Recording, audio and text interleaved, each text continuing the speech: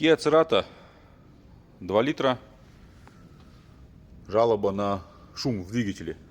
Будем делать эндоскопию. Владелец хочет убедиться, есть ли задиры или нет. Посмотреть. Видеоэндоскопия цилиндропоршневой группы. Смотрим второй цилиндр. Ханинговка присутствует. С этой стороны, со стороны впускных клапанов есть небольшие натертости, не сильные, но есть все равно. Смотрим в другую сторону, со стороны выпуска у нас задиры есть. Перегрев, там несвоевременная замена масла, большие нагрузки к этому приводят. То есть второй цилиндр видим, прям глубокие. Получается, поршень своей юбкой, нижней частью стучит. Из-за этого звук получается.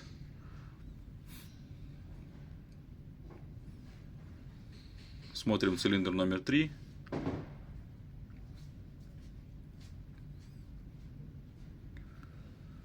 Тоже со стороны впускных клапанов все более-менее. Со стороны выпускных тоже все задрато. При этом верх камеры сгорания нормальный.